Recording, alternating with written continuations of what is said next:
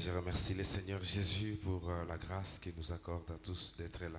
Na mnapikia Bwana Yesu Kristo kwa neema ile alitupatia tukue tena hapa. Je voudrais aussi remercier le révérend pasteur Ben pour l'occasion qu'il m'accorde de pouvoir encore parler à sa place ce matin. Na mimi napikia tena asante kwa mchungaji Ben njoo ile bahati ananipatia njoo nisemee nafasi yake. Alors, sans tarder, nous prenons nos Bibles. Bila kawia tuchukue Biblia yetu. Nous lisons ce matin dans les livres des Actes et des Apôtres au chapitre 19.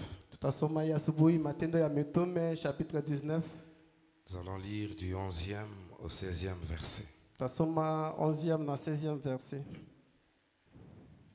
Acte 19 du 11e au 16e verset, la Bible dit ceci. Biblia inasema hivi.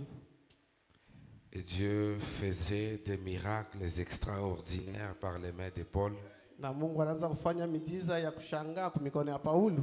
au point qu'on appliquait sur les malades des linges ou des mouchoirs qui avaient touché son corps, Wakati banaanza kutumia nguo yenye ilianza kugusa mwili yao et les maladies les quittaient et les esprits malins sortaient. na magonjwa yanaanza kuiwatilia na pepo mchafu ilianza kukimbia. Quelques exorcistes juifs ambulants essayèrent d'invoquer sur ceux qui avaient des esprits malins le nom du Seigneur Jésus.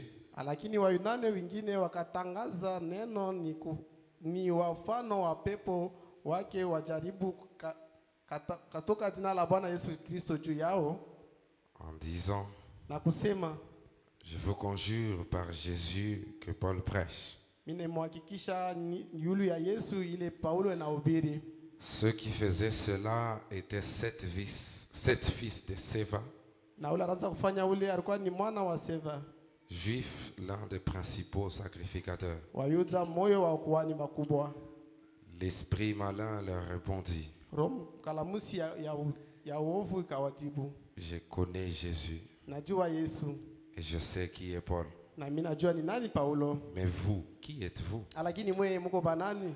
Et l'homme dans lequel était l'esprit malin s'élança sur eux, Na mtu ambayo roho mchafu ilikuwa yenye kumshika akaibakamata, se rendit maître de tous deux, se rendit maître de tous deux, na akibagusa bote bawili, et les maltraita de telle sorte qu'ils s'enfuirent de cette maison nus et blessés. na akibapika na baritoka mwile nyumba benye kuumizwa.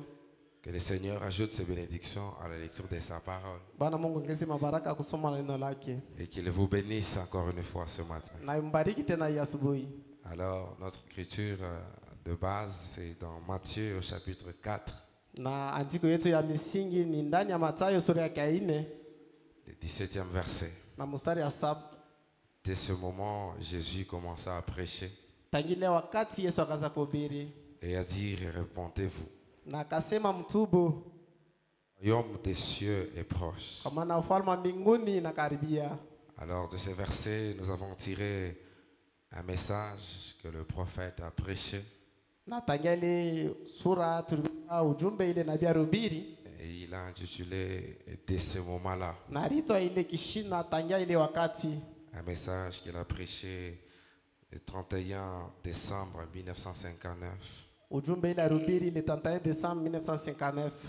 Et à l'introduction, il était en train de nous dire Na kiingilio anaanza kutuambia qu'en tant que des êtres humains, sasa vile bantu binafsi il y a toujours des choses qui nous arrivent à partir d'un certain moment. kunikalaka bintu vile tufikiaka na tangia ile wakati, Des choses auxquelles nous pourrons nous souvenir, nous référer plus tard bintu ambayo tunapasha kukumbuka baadaye. pour dire depuis ce moment-là Ndio kusema tangia ile wakati et dès ce moment-là. na tangia ile wakati. Madame nous disait que ça peut être des choses positives comme des choses négatives. Ndugu Parama na tuambia inaweza kuwa bintu bizuri wala vibaya, Et il nous en a donné plusieurs exemples. na alitupatia mifano ya mingi.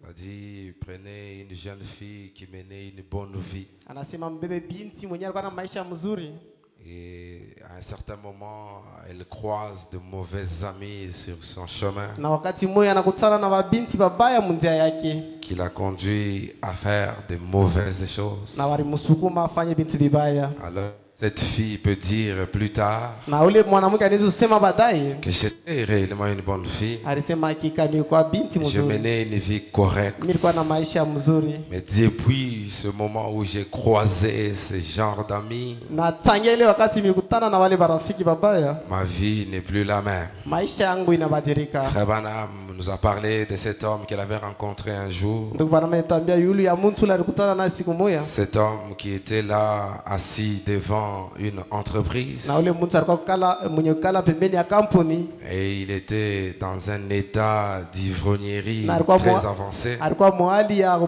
bulevi. Et quand Frère Branham s'est approché de lui, Na wakati ndugu bwana alimkaribia, voulant savoir pourquoi il était là et pourquoi il était dans cet état, mwenye kutafuta aulize njua ni alikuwa pale na njua ni alikuwa mwile hali, il a commencé à relater son histoire à Frère Branham, akaanza kufasiria hadithi yake kwa ndugu Branham. disant que j'étais un cadre dans cette entreprise. Anasema mimi nilikuwa mfanyakazi mwi kampuni, Je menais une bonne vie. nilikuwa na maisha mzuri, Mais un jour, en rentrant à la maison, lakini siku moja pa kurudia kunyumba, j'ai trouvé que mon épouse avait laissé une lettre de divorce sur la table. na nilikuta bibi yangu anaacha barua ya kuvunja ndoa pa meza. Et depuis ce moment-là, je ne suis plus le même homme. Na tangia ile wakati sina vile milikuyaka, J'ai voulu plonger mon chagrin dans la boisson. na nilipenda kutosha mawazo yangu mpombe. Voilà pourquoi je me retrouve dans cet état. Ndio kwa maana mimi nilikuta mwi hali. Alors, il y a eu plusieurs exemples et il y en a que Frère Branham donne dans ce Na message. kukuma mfano ya mingi na iko ya mingi ile ndugu Branham analeta mwi ujumbe. Mais nous nous sommes plus focalisés sur un moment très important de la vie. Na shetu tunashimamia wakati moya ya mafamu maisha. Un moment qui change à jamais la vie d'une personne. Wakati yenyewe inabadilishaka maisha ya mtu. Frère Branham nous a dit que c'était ce moment où l'homme rencontre Dieu. Ndugu Branham anasema ni ile wakati mtu anakutana na Mungu. Nous a dit que personne ne peut rester le même après avoir rencontré Dieu. Na anasema mtu ashisi kubakia vile nikalaka nyuma ya kukutana na Mungu. Il arrive toujours qu'il y ait un de ce moment qui naît lorsqu'on rencontre Dieu. Na kunikalaka tutangile wakati tulikutana na Mungu. Frère Branham le dit encore, toujours dans ce même message, Ndugu Branham anasema tena mwi ujumbe, au paragraphe 95, paragraphe 95. je disais, et dès ce moment du 31 décembre 59, Minasema desi moment du 31 décembre 59. il dit, et je dis ce soir, Anasema mimi nasema hii magharibi, que si un homme veut recevoir un véritable changement, kama mtu anapenda kupata mabadiliko ya kweli, un véritable changement en lui, mabadiliko ya kweli ndani yake, qu'il vienne devant Dieu. akwe mbele ya Mungu, Et une fois qu'il les rencontre, na siku ile atakutana naye, il peut alors dire, na anawezi kusema depuis lors, tangia ile wakati, dès ce tangia ile moment-là, wakati ile je suis devenu un homme changé. mimi nakuwa mtu mwenye kubadilika. Frère Branham dit, Baba anasema je le sais par expérience. mimi najua kwa onyo. Ah, Frère Branham ne racontait pas des histoires. Ndugu Branham ashaanza kufasiria mahadithi. Frère Branham ne parlait pas seulement de ce qui s'était passé au temps de la Bible. Ndugu Branham ashaanza kusema tu paka vile vipitikana wakati ya Mais Biblia. lui-même l'a vécu. Lakini yeye mwenyewe aliishi ile. Lui-même l'a Yeye mwenyewe expérimenté. alionya ile. Voilà pourquoi il lui dit Ndio kwa maana qu'il le anasema, sait par expérience. Anajua kupitia onyo. Lorsqu'on rencontre Dieu, Wakati tunakutana na Mungu, il y a toujours un changement. qui kunekalaka se paka produit. mabadiliko. Ah, nous voyons le mercredi Wakati tuliona mkazi tatu, que lorsque un aveugle appelé Bartimée l'a rencontré, wakati kipofu Bartimae alikutana naye, ah, il n'est plus resté aveugle. ashikubakia tena kipofu. Ses yeux s'ouvrirent. Macho yake ilifungurika. La femme à la perte de sang Mwanamke mwenye kuwa na magonjwa ya damu avait souffert pendant beaucoup d'années. aliteswa kwa miaka ya mingi. Mais lorsqu'elle croise Jésus sur son chemin, Wakati alikutana na Yesu mundia yake, son état avait hali changé. yake ilibadilika. Il y a eu beaucoup de miracles, Na kulikuwa mamiujiza ya mingi, beaucoup de paradoxes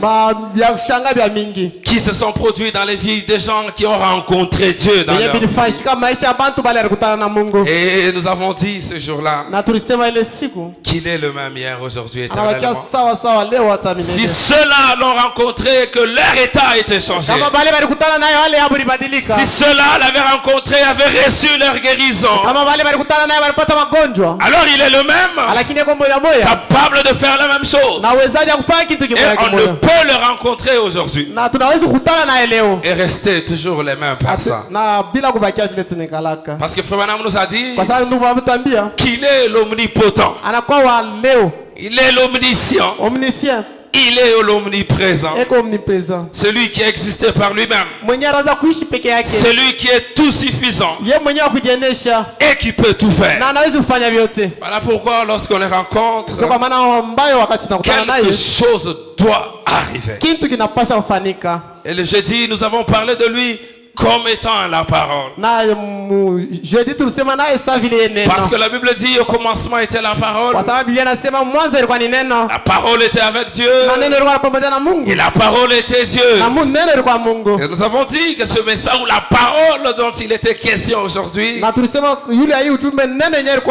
la parole que nous sommes censés rencontrer aujourd'hui, c'est la lumière de l'ère dans laquelle nous vivons, le message de l'heure. Et lorsque nous les rencontrons, ils changent notre vie, ils changent notre caractère, changent notre manière même de parler.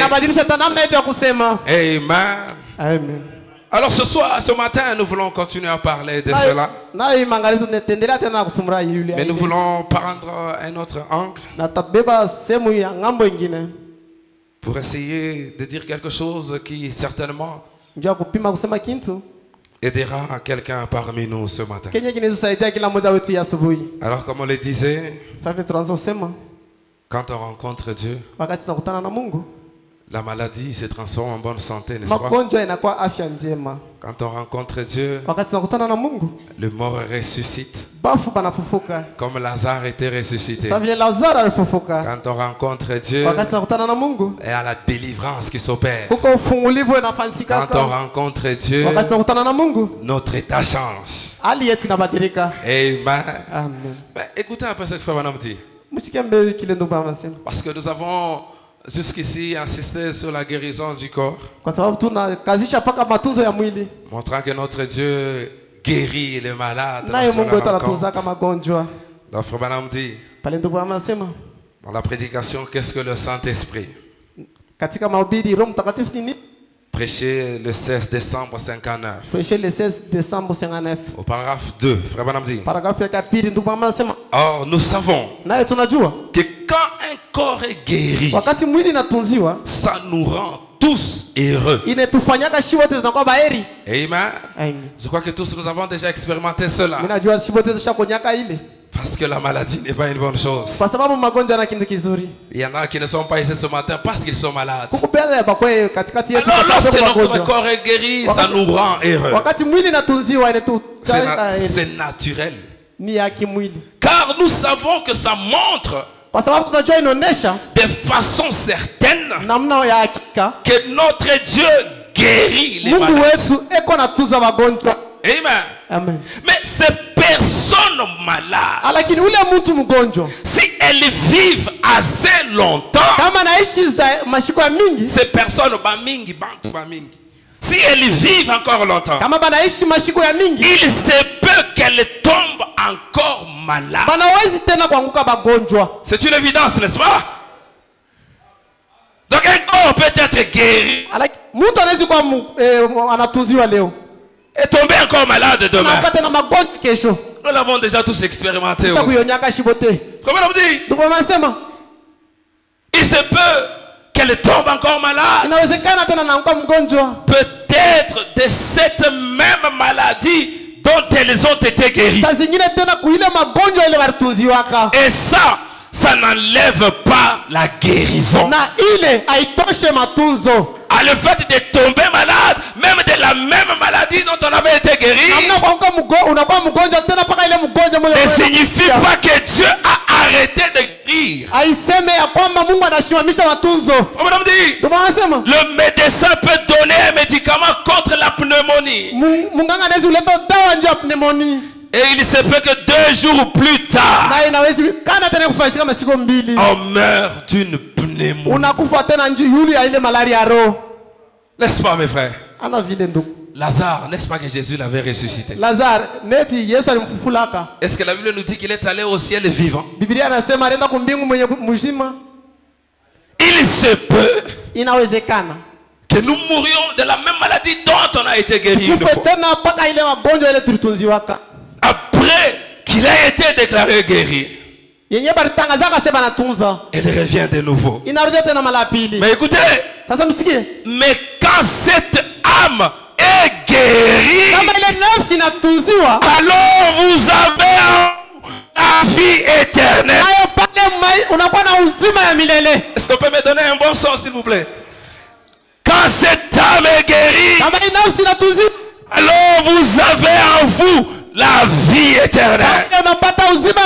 Oh, voilà la chose que je désire ce matin. Voilà la chose dont je voudrais parler ce matin. Parce qu'elle est la chose essentielle. Les jeunes hommes riches est venu devant Jésus, désirant recevoir cette chose.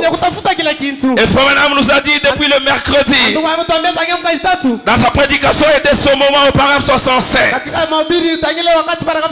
il a dit qu'il y a un lieu qu'un homme peut atteindre à un moment, qui le changera pour toujours, pour l'éternité.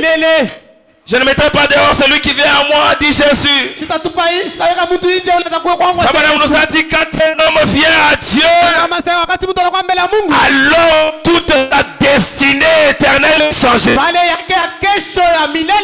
Quand un homme rencontre Dieu, il ne sera plus jamais le même après.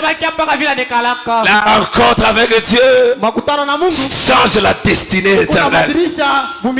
La rencontre avec Dieu change notre état pour l'éternité. La rencontre avec Dieu commence avec nous un processus sans fin. Un processus éternel. Mais remarquez que lorsque nous parlons de la rencontre avec Dieu, Frère Branham ne dit pas toujours quand les hommes rencontrent Dieu ou quand les femmes rencontrent Dieu. Et il dit toujours et encore quand un homme rencontre Dieu. Quand un homme rencontre Dieu. Et donc dans cette affaire, c'est une expérience personnelle. Dans cette rencontre dont nous parlons, il n'est pas question d'une affaire collective. Oh, nous les croyants d'épouse parole au tabernacle, nous avons rencontré Dieu. Quand un homme rencontre Dieu, sa destinée éternelle change. Amen. Parce que Frère Branham dit, pour ce qui est de l'église, il y a les membres d'église et aussi les membres du corps de Christ. Tous ceux qui viennent à l'église ne sont pas les membres du corps de Christ. Voilà Frère Branham qui dit, nous ne recherchons pas les membres d'église, mais nous cherchons les membres du corps de Christ. Et pour entrer dans ce corps-là, il faut cette rencontre personnelle. Il nous faut cette expérience personnelle avec Dieu. Une expérience personnelle. Non, j'ai rencontré, mais suffit. Mon épouse l'a rencontré, ça me suffit. Non, le pasteur l'a rencontré, ça représente toute l'église. C'est une expérience personnelle. Une expérience personnelle. Quand un homme rencontre Dieu, quand une femme rencontre Dieu, c'est sa destinée éternelle qui change. Et pas quand un homme rencontre Dieu, et la destinée de sa femme, et la destinée de ses enfants change. C'est sa destinée à lui. C'est sa destinée à lui. Écoutez, frère Branham. Dans la prédication, la communion. Prêchez le 12-12-65. Prêchez le 12-12-67. Au paragraphe 62, il dit. Eh bien, nous trouvons que c'est la même chose avec le message. Nous voyons qu'il est vrai. Est-ce que l'épouse parole voit que le message de Branham est vrai? Que Dieu vous bénisse. Frère Branham dit, nous voyons Dieu confirmer qu'il est vrai. Il est parfaitement correct. Année après année. Année après année. Cela continue correctement. William Branham n'est pas sur la terre depuis 1965. Mais le message continue correctement.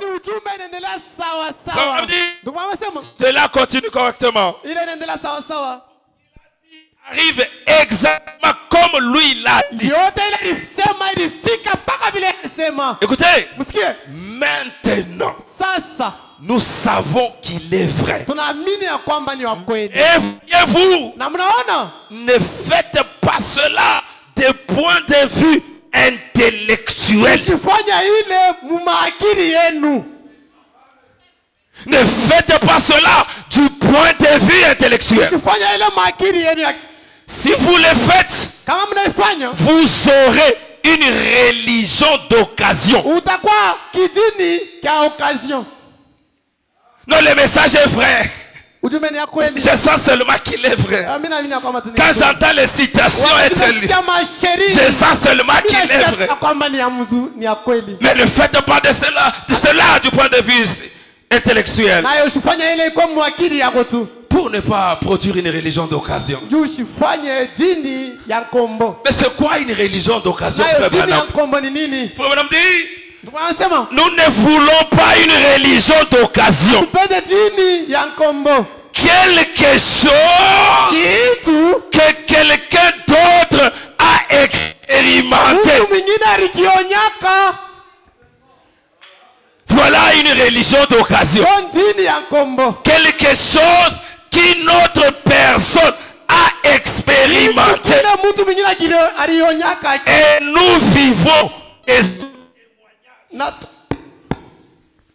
Et nous vivons de son témoignage.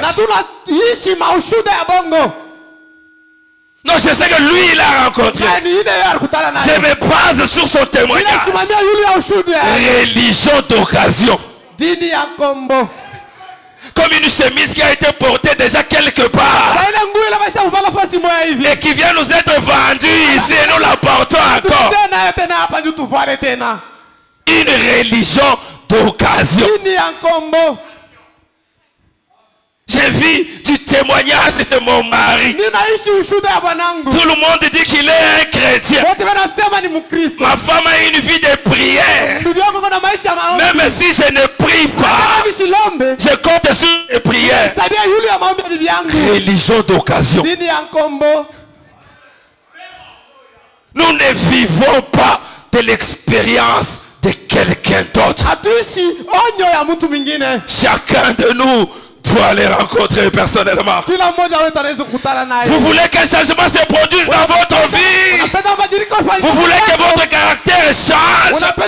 Vous voulez que votre destinée éternelle change?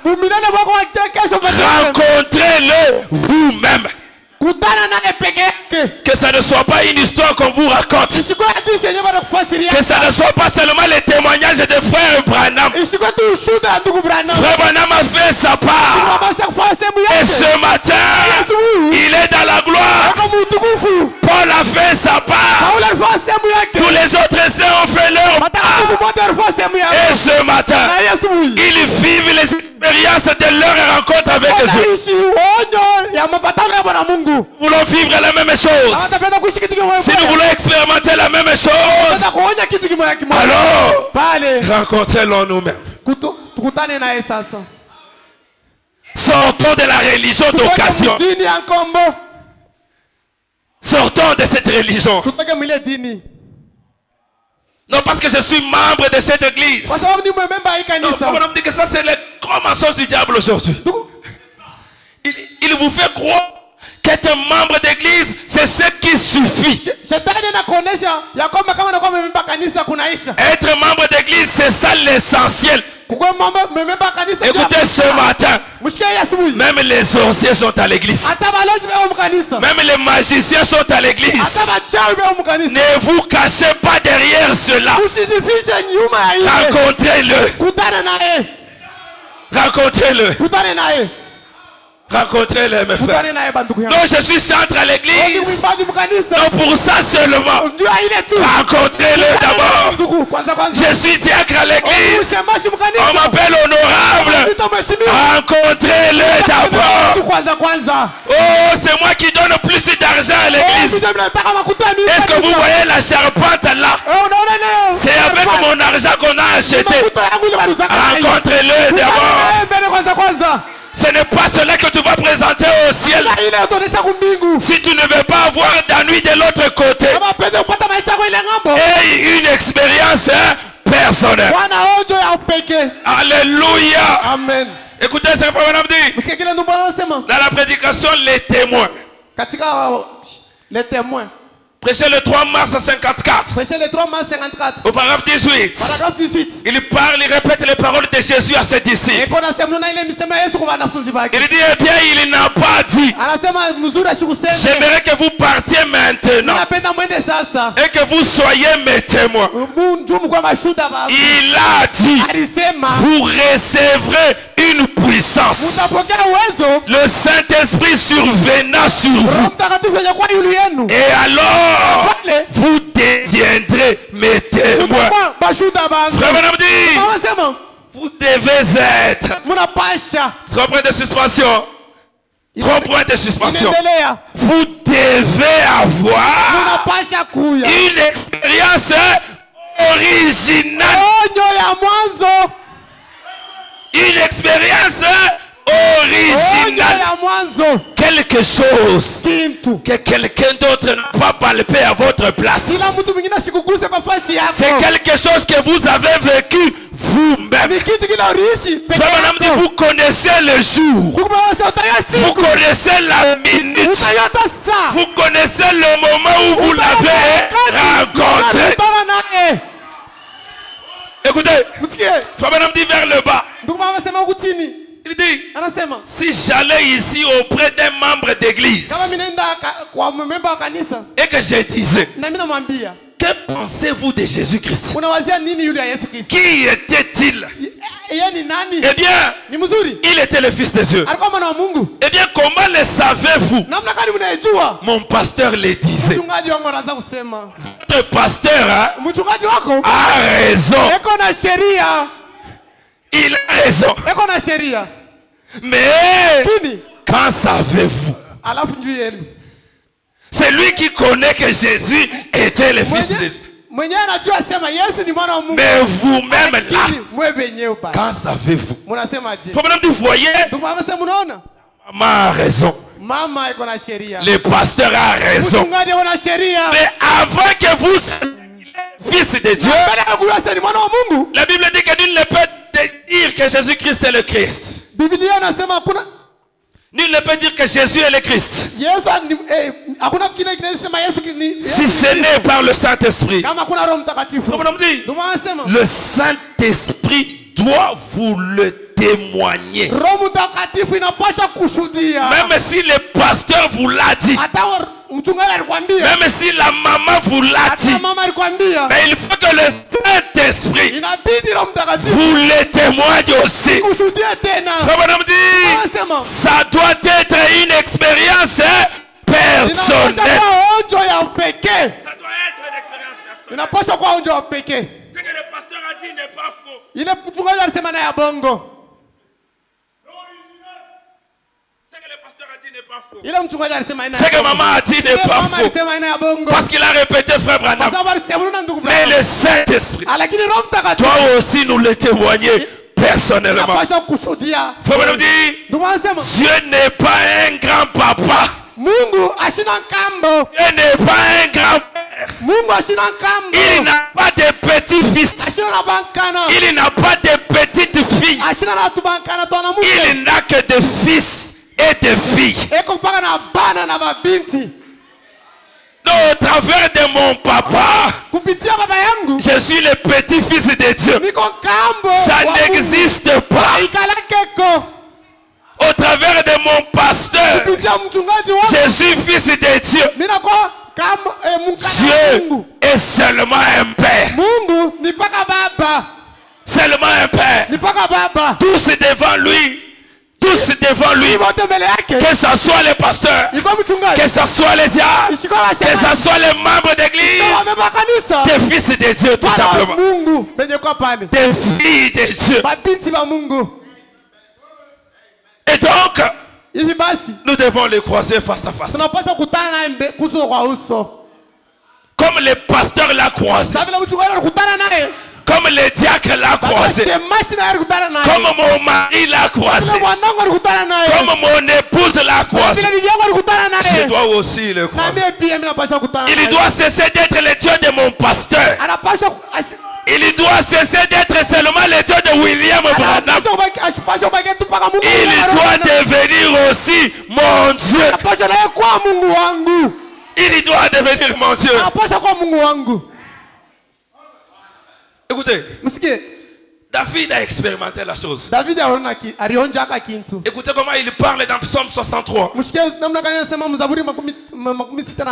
Au verset 2.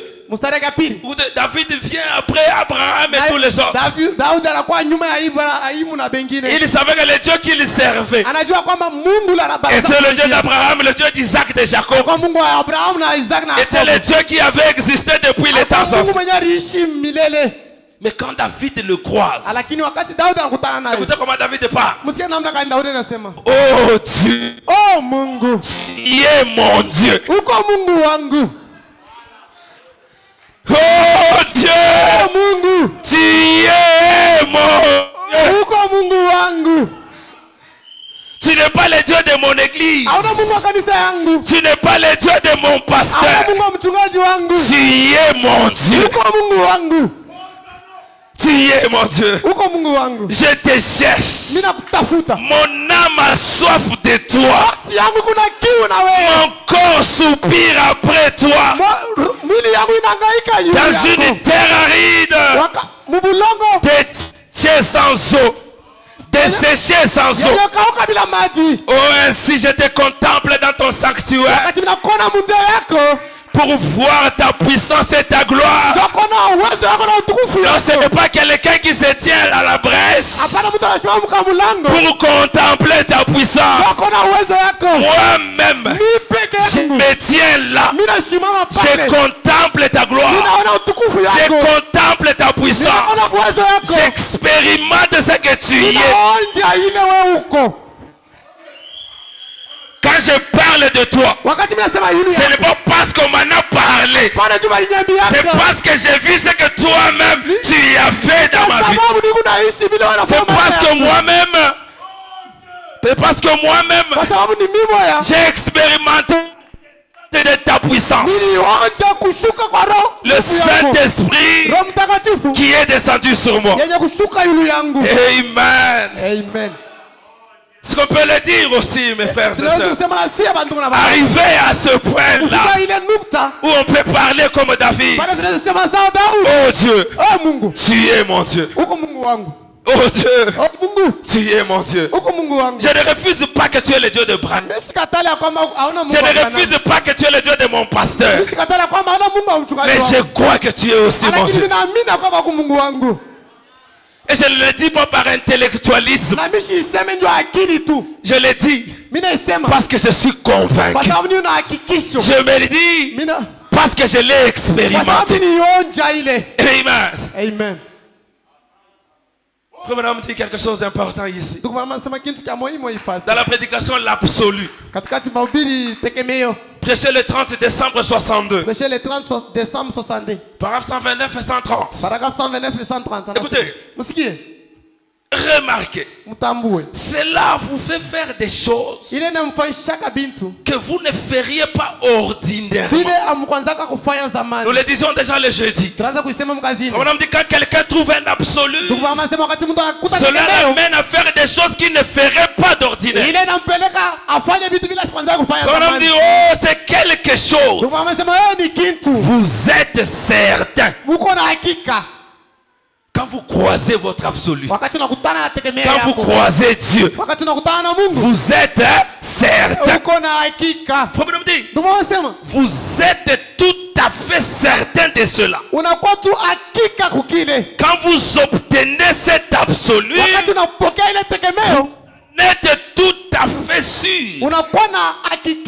Vous ne prenez pas l'expérience de quelqu'un d'autre. Quand vous l'avez croisé vous-même, écoutez, c'est la raison pour laquelle le christianisme est devenu comme des petits enfants à l'école.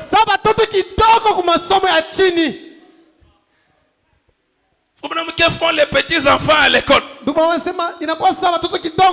Ils essayent de se copier l'un l'autre.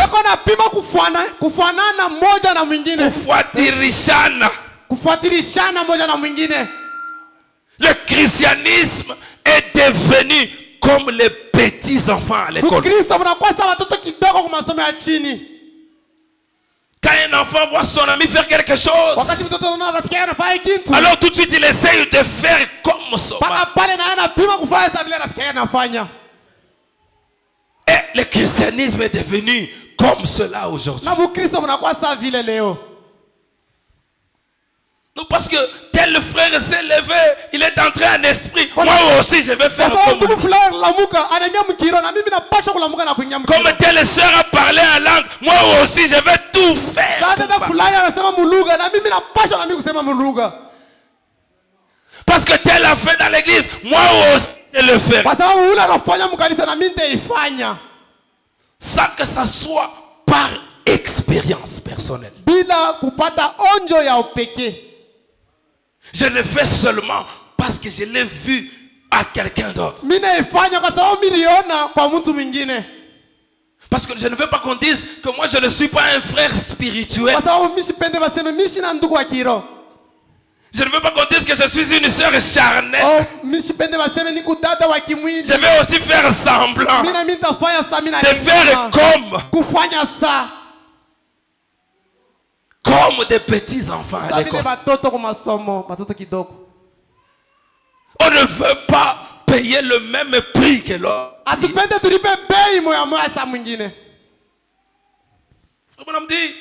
Nous devons tous payer le même prix.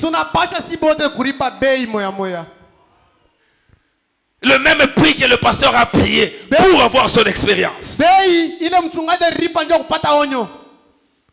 Le même prix que maman a payé, nous le payons aussi pour cette expérience.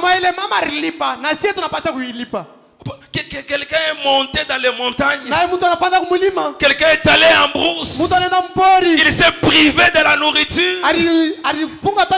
Il s'est privé de beaucoup de choses qui pouvaient lui être chères pour avoir cette expérience. Mais toi tu veux l'avoir dans la facilité. Rester au lit toute la nuit pour que quelqu'un d'autre travaille à ta place.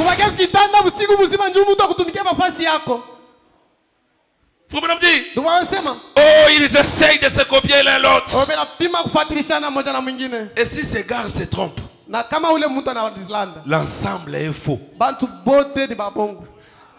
Si la personne que tu copies là, elle-même aussi n'a pas fait une vraie expérience, c'est que vous-même vous vous retrouvez tous dans le faux. Toute votre expérience est fausse. Voyez-vous, vous avez induit tous ces groupes en erreur. Alors pour ne pas se retrouver dans cette circonstance, Frère dit, oh là là, ne copiez pas. Est-ce que je peux entendre un grand amen? Épouse parole tabernacle. Ne copiez pas. Frère Branham dit, rencontrez-le vous-même. Ne soyez pas des imitateurs. Ne soyez pas des imitateurs. Il faut que ça soit une chose réelle. Un véritable fondement. Quelque chose que vous avez vécu. Et vous êtes sûr que c'est la chose correcte que vous avez expérimentée. Frère Branham parle de Paul. Parce que nous avons lu dans les livres des Actes des Apôtres chapitre 19. Là où il nous est parlé de Paul. Mais avant d'arriver à cette histoire-là, Frère Branham nous parle de Paul. Comme la Bible dit aussi que Paul était un meurtrier. Paul, c'est quelqu'un qui persécutait les chrétiens. Frère Branham dit Paul avait contribué à la mort d'Étienne. Paul avait contribué. Paul avait contribué à la mort d'Étienne. Mais un jour, ce Paul-là, pendant qu'il était en route pour aller continuer ce qu'il avait l'habitude de faire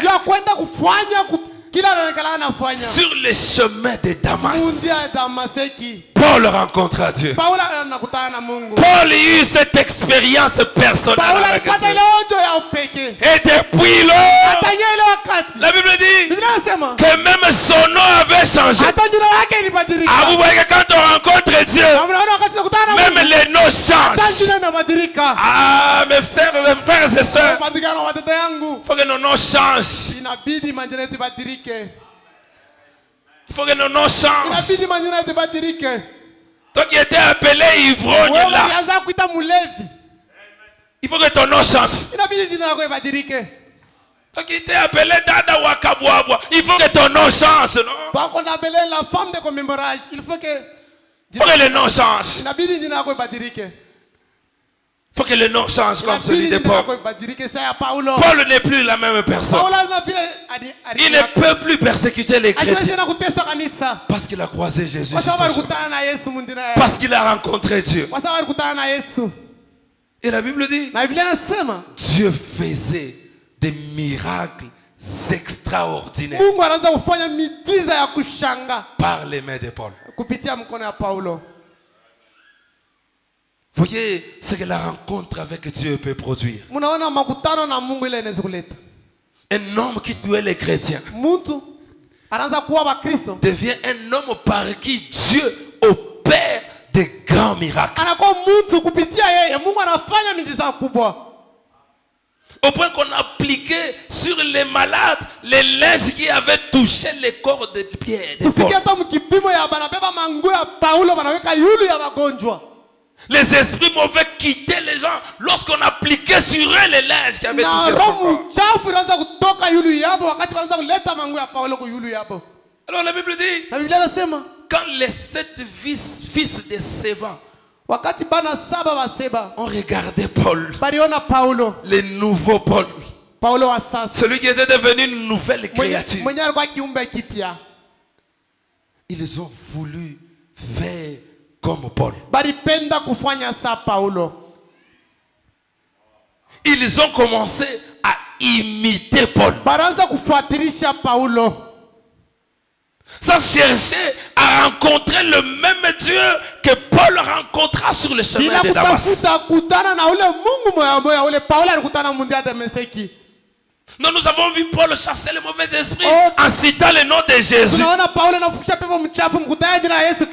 Nous aussi, nous allons faire comme. Je te conjure au nom de Jésus que Paul prêche. Mais j'aime la réponse de l'esprit malin. Je connais Jésus. Je connais qui est Paul. Ah, donc les démons nous connaissent. Les esprits mauvais nous connaissent aussi. Quand nous pensons être quelque chose, quand nous pensons être des gens, je ne sais pas de quel niveau, et ils nous connaissent bien. Je connais Jésus. Je connais qui est Paul. Mais vous, qui êtes-vous?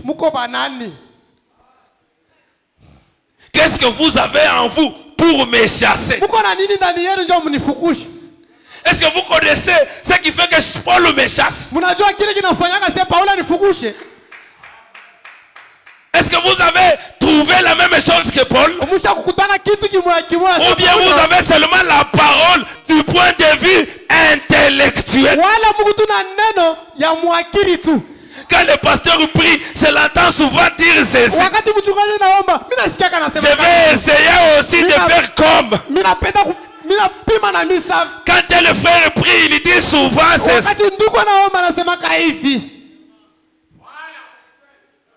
Du point de vue intellectuel.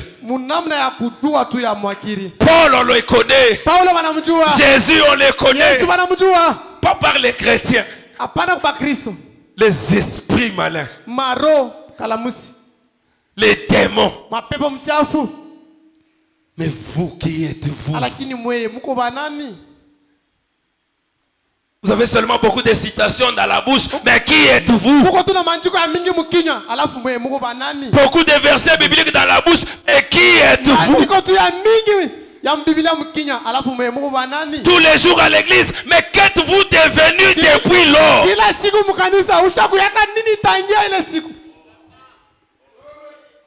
Qui êtes-vous? Je veux dire, quelle est votre position en Christ ce matin? Quelle est votre position? Quelle est votre position? L'avez-vous déjà rencontré depuis lors?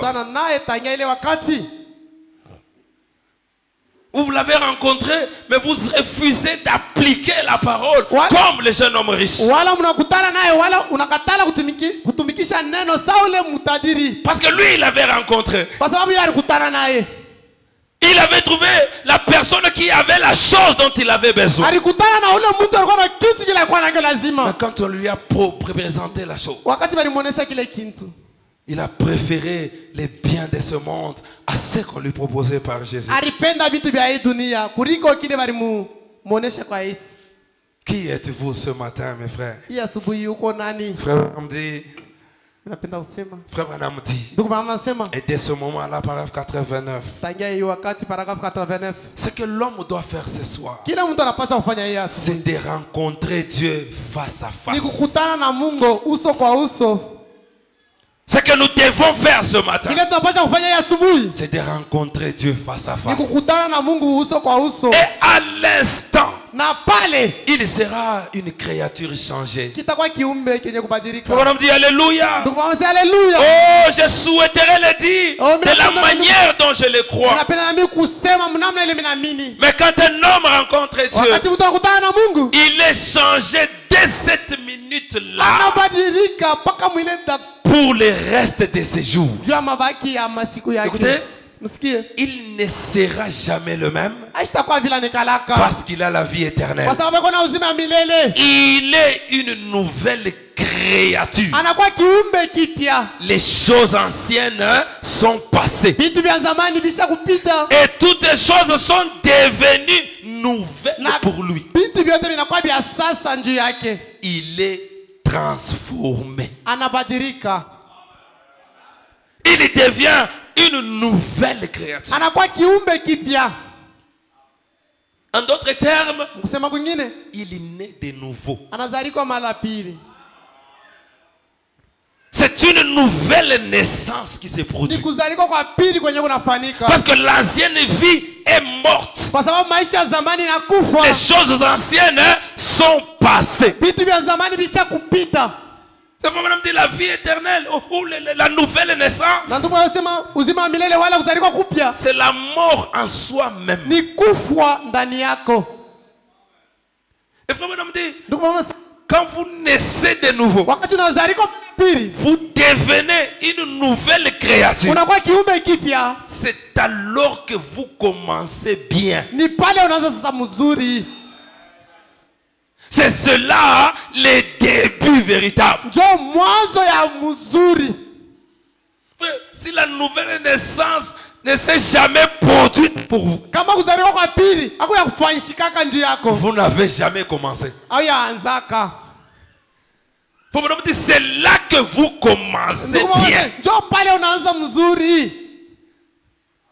Tout ce temps peut-être, vous avez été simplement un membre d'église. Mais lorsque la nouvelle naissance se produit, c'est là que tout commence. Que Frère Branham dit quelque chose de très fort. Il dit, lorsque vous rencontrez, vous acceptez Christ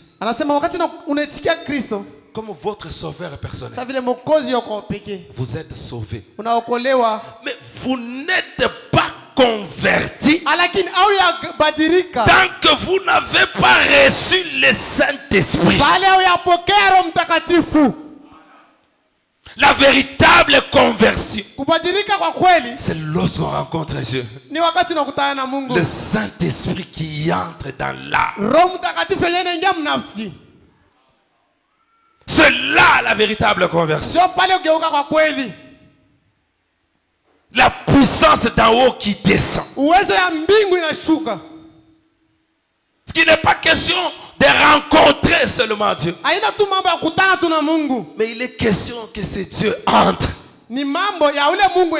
lorsque vous l'avez rencontré. Lui, le Saint-Esprit, il doit faire son entrée en vous pour produire cette véritable conversion,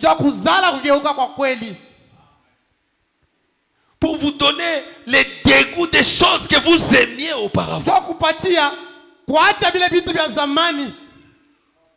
Les choses qui vous donnaient le plaisir là, vous ne les aimez plus. Parce qu'elles sont contraires à la parole. Le Saint-Esprit, c'est la boussole qui nous conduit toujours vers la parole. Un Saint-Esprit qui vous conduit à briser la parole est un faux esprit. Parce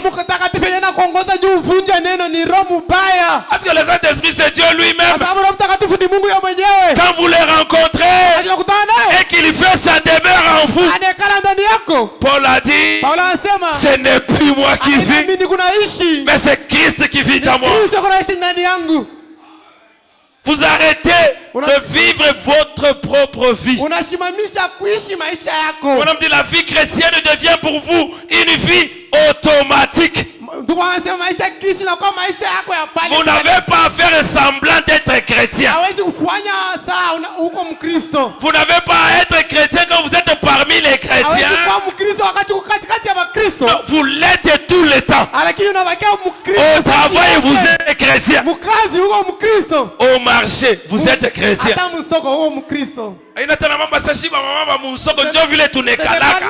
me dit que nous les femmes de marché, c'est comme ça que nous sommes. Là où les femmes chantent n'importe quoi, on trouve aussi une histoire de l'église en train de chanter les mêmes chansons obscènes. Le Saint-Esprit dans les cœurs faites de nous des nouvelles créatures en Christ. Voilà pourquoi Frère Branham dit dans la prédication, pourquoi le Saint-Esprit a-t-il été donné. Au paragraphe 57, il dit, oh épouse parole, saisissez ceci ce matin. Frère Branham dit, oh mes chers amis de partout dans ce pays et dans cette petite ville, je veux dire dans cette église, Frère Branham dit, si seulement avec ma voix humaine je pouvais placer dans votre cœur l'importance de recevoir le baptême du Saint-Esprit, ça serait la plus glorieuse révélation que vous ayez jamais eu dans votre vie.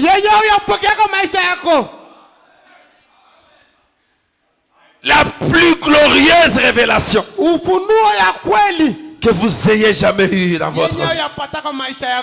C'est de comprendre, c'est de saisir l'importance de recevoir le baptême de Saint-Esprit.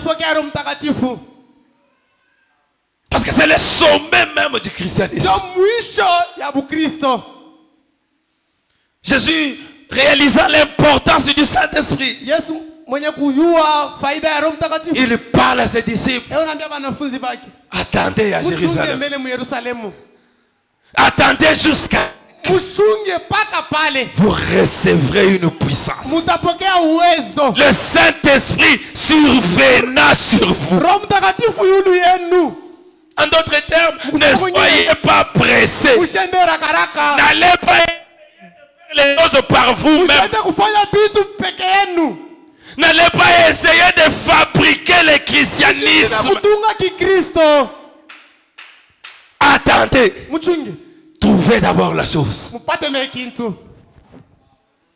Expérimentez d'abord la chose. Alors, vous serez mes témoins à Jérusalem, jusqu'aux extrémités de la terre. Quand vous lisez la Bible dit, Marie, mère de Jésus, était aussi du nombre. Comme pour dire que le fait d'avoir mis Jésus au monde n'était pas une garantie. Marie n'avait pas à dire, toi tu veux que j'aille aussi parmi eux. Tu oublies que pour venir dans ce monde dans la chair, tu es passé par moi. Elle devait aussi monter dans la chambre. Elle devait recevoir la même chose que les autres. Rien ne remplace le baptême de Saint-Esprit. Il nous faut donc cette expérience. Il nous faut y arriver, mes frères et sœurs. J'aimerais qu'on arrive à quelque chose ce matin. Pour voir l'importance de cette expérience personnelle pour Frère Branham. Ou l'importance que Frère Branham attache au fait de rencontrer Dieu personnellement. Prenons un peu nos Bibles, mes frères et sœurs. Dans les livres de Jean au chapitre 2. Nous allons lire le premier verset jusqu'au 5e. C'est une histoire que nous connaissons tous. C'est une histoire que nous connaissons tous. Et nous voulons tirer de là quelque chose qui pourra encore nous aider ce matin. La Bible dit, 3 jours après, il y eut des noces à Cana en Galilée.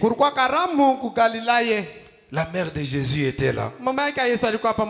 Et Jésus fut aussi invité aux noces avec ses disciples. Jésus se retrouve à ces noces de Cana.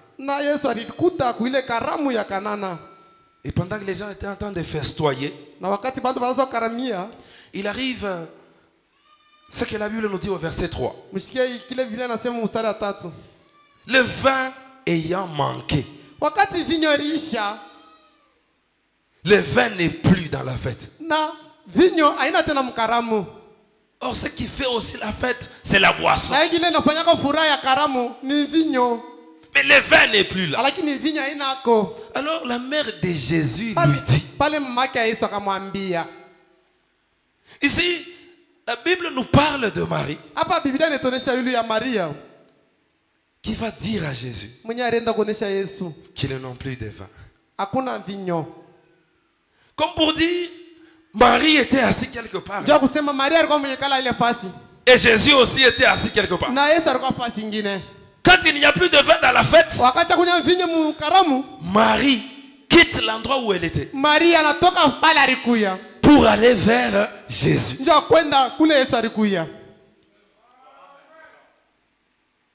Et quand elle arrive vers Jésus, Marie commence à jouer à l'intercesseuse.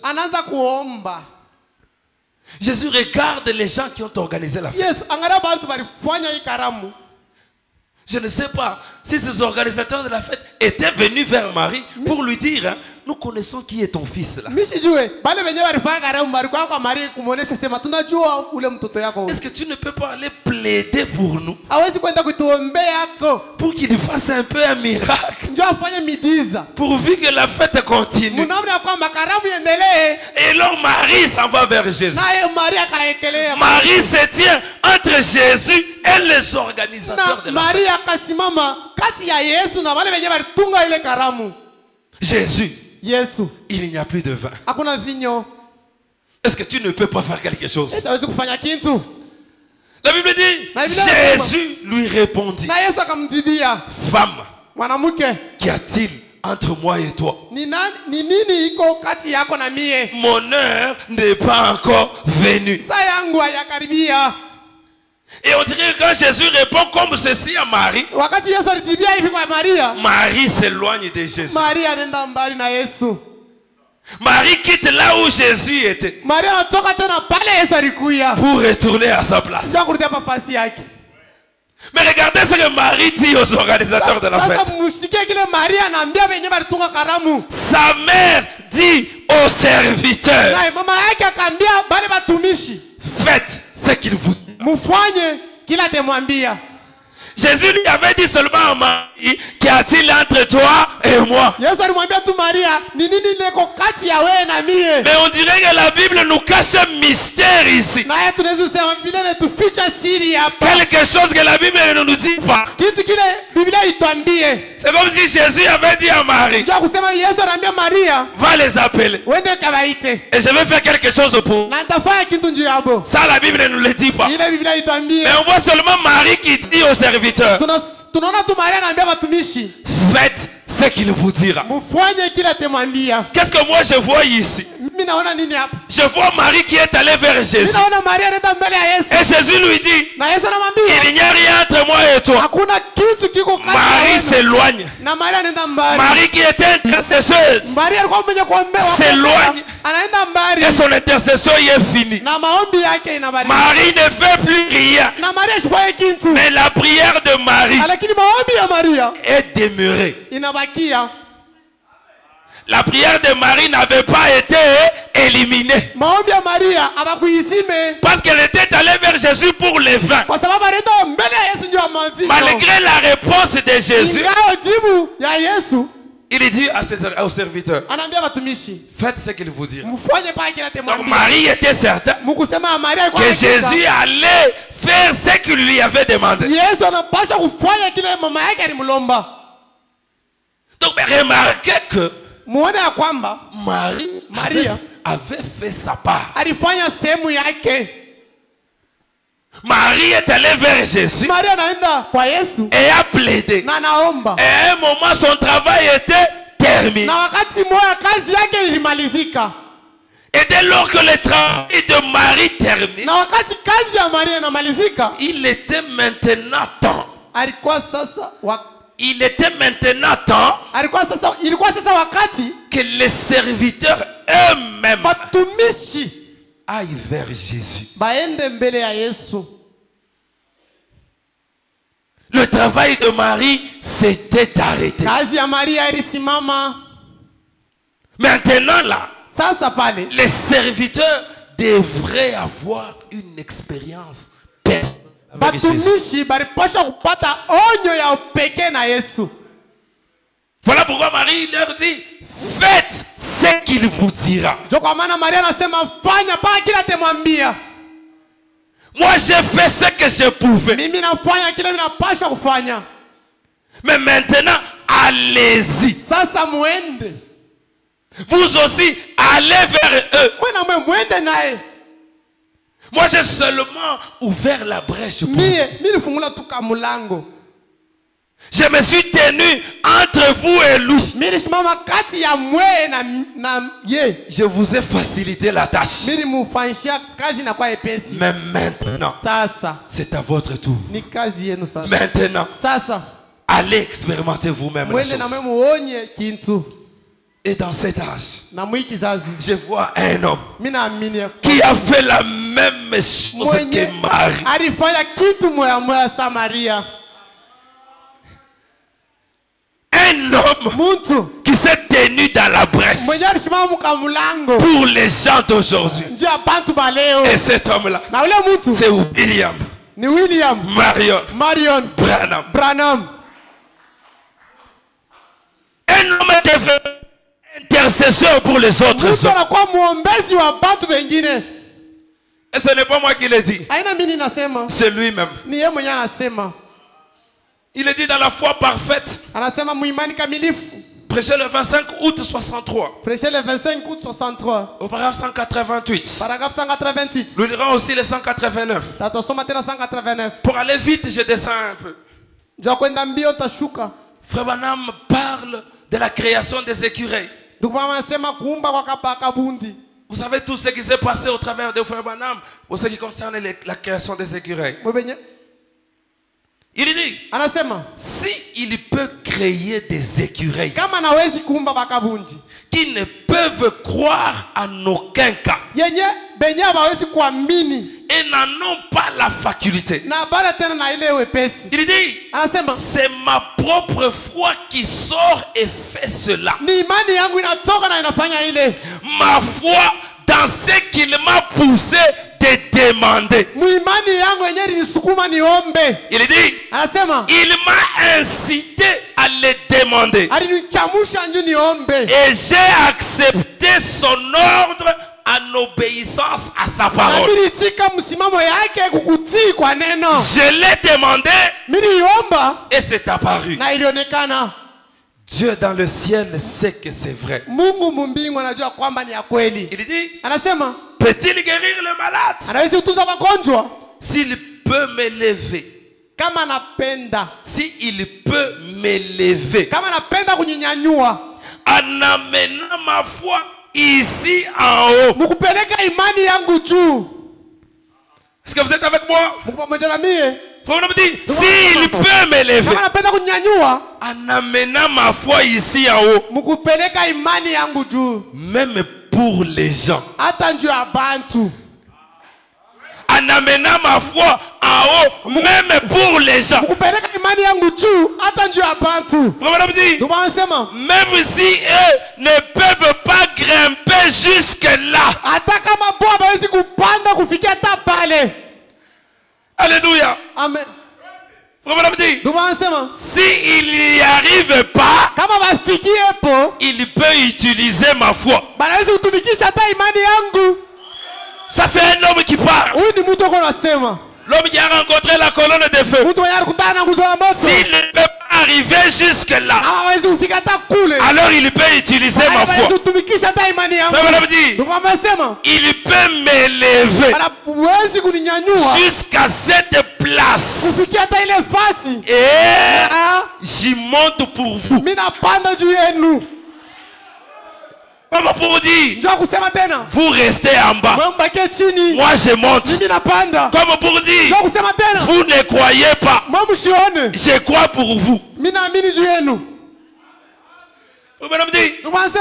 Je crois pour vous. Je parle pour vous. Dans cette affaire, vous n'avez rien à faire. Moi je suis monté pour vous. Je parle pour vous. Il dit, je suis votre frère. Et en tant que votre frère, je me tiens là comme intercesseur. Ça c'est un homme qui parle. En tant que votre frère, je me tiens là comme intercesseur. Et j'essaie de mon mieux de vous garder devant Dieu. Jusqu'ici, on n'a rien à faire. C'est Frère Branham qui s'élève pour nous. C'est Frère Branham qui nous amène devant Dieu. Et quand il nous amène là-bas, il essaye toujours lui-même de nous garder devant Dieu.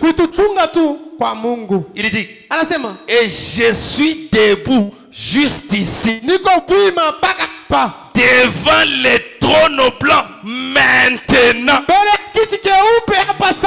Parce que vous savez, frère Branham, c'est le seul homme dans cet âge qui pouvait vivre dans deux mondes différents au même moment. Pendant qu'il est à la chair ici, il dit, je me tiens devant le trône blanc maintenant, pointant mon doigt vers le sacrifice sanglant et déclarant par son nom que c'est fait.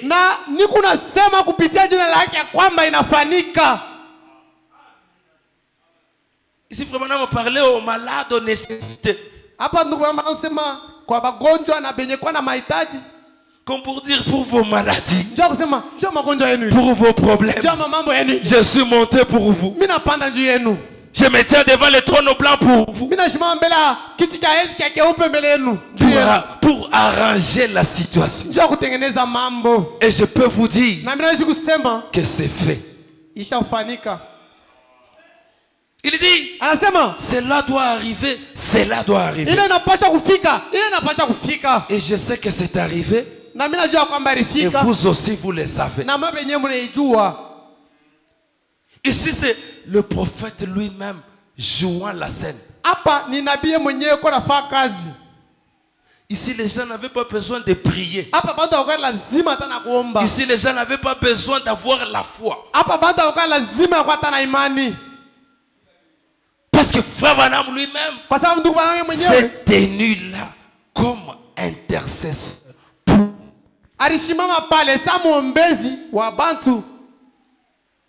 Et comme on le disait le jeudi, c'est le même Frère Branham qui a dit, je suis si reconnaissant d'avoir des gens comme vous.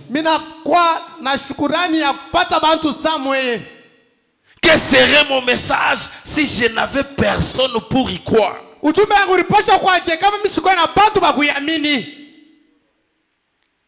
Et il dit alors que mes prières vous accompagnent, que mes bénédictions vous accompagnent. Alors si Frère Branham peut dire que mes prières vous accompagnent, n'est-ce pas une façon pour nous dire aussi à un moment, ne priez même plus. Si vous ne voulez pas prier, ne priez pas. Parce que moi, j'ai prié. Et mes prières accompagnent. Mes prières sont avec vous. Mes bénédictions sont avec vous. Vous n'avez plus d'efforts. Vous n'avez plus d'efforts à fournir. Mais le même Frère Branham, le même Frère Branham qui a pu se tenir comme intercesseur, qui a pu prier pour nous, le même Frère Branham qui est monté pour nous, et qui nous a amené la guérison, qui a amené la délivrance. Écoutez ce qu'il dit maintenant dans les résumés des âges, au point 381. Frère Branham dit, à aucun instant je n'apporte aux gens un message pour les pousser à me suivre ou à se rattacher à mon assemblée ou à fonder un groupe. Est-ce que vous croyez, Frère Branham? Le même qui est monté pour nous, le même qui s'est tenu comme intercesseur, c'est le même qui parle ici. Il dit, je n'ai jamais fait cela et je ne le ferai pas maintenant. Je n'ai pas d'intérêt pour ces choses. Il dit, j'ai en revanche un intérêt pour les choses de Dieu. Niko na buzito ya faida ya bitu vya Mungu. Et pour les gens. Na njuu ya bantu. S'il est monté, c'est parce qu'il avait un intérêt pour les gens. Kama alipanda alikuwa na faida njuu ya bantu. S'il a demandé des choses, c'est parce qu'il avait un intérêt pour les gens. Kama alilomba bitu alikuwa na faida njuu ya bantu. Et après avoir fait tout ce qu'il a fait, allant jusqu'à prier même pour les animaux qui ont été guéris. Frère Branham dit, je serai satisfait. Et je serai satisfait. Comme si tout ce qu'il avait fait là pour les gens ne lui avait pas procuré de satisfaction.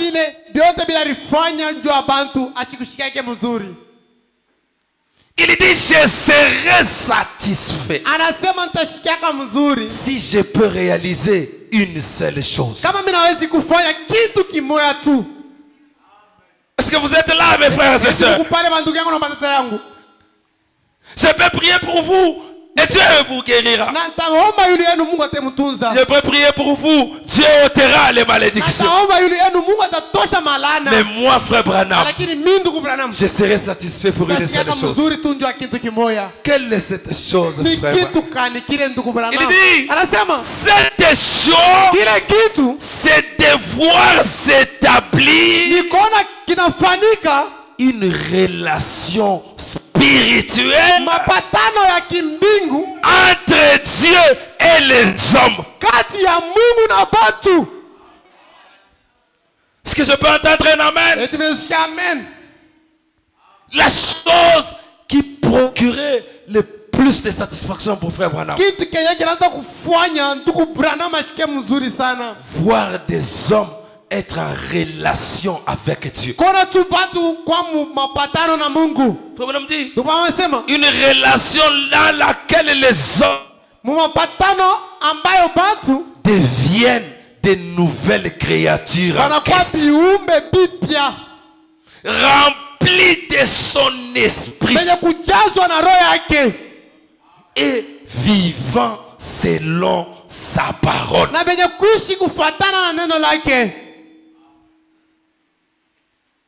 Toutes les autres choses sont bonnes. Mais la chose la plus essentielle, avoir cette relation personnelle avec Dieu. Devenir cette nouvelle créature en Christ. Rempli de son esprit. Et vivant selon la parole de Dieu. Et frère Branham dit, j'adresse à tous une invitation, un appel et un avertissement, pour que vous écoutiez ma voix maintenant et que vous lui abandonniez entièrement votre vie. Comme je suis certain de lui avoir abandonné tout ce que j'ai.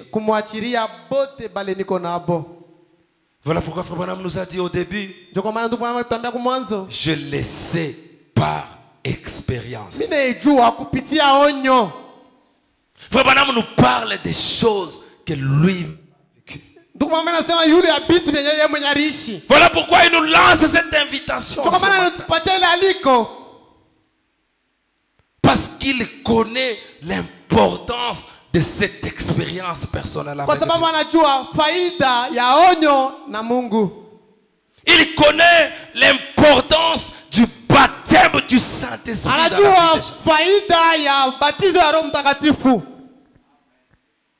Comme pour nous dire que le Saint-Esprit vaut plus que les millions de dollars. Le Saint-Esprit vaut plus que les maisons que l'on peut construire. Le Saint-Esprit vaut plus que tout. Parce que c'est cela même le billet pour le ciel. L'intérêt de Frère Branham pour les gens. Voir la relation entre les hommes et Dieu. Au-delà de tout ce qu'on peut posséder. Au-delà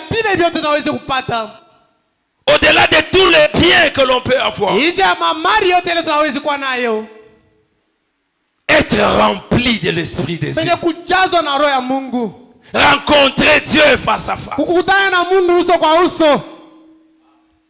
Écoutez ce que ce Saint-Esprit fait lorsqu'il descend.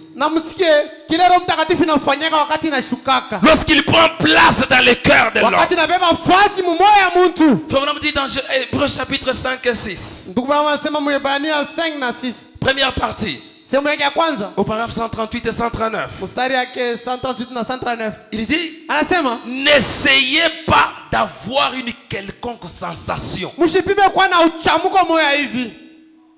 Donc quand on a prêché, j'ai senti comme la chair de poule. Quand j'entends le nom de Frère Branham, ça me fait du bien. N'essayez pas d'avoir une quelconque sensation. Ni rien qui puisse prendre la place du Saint-Esprit. Parce que je peux entendre un grand amen. N'essayez pas. Nous vivons dans un âge où il ne faut pas présumer.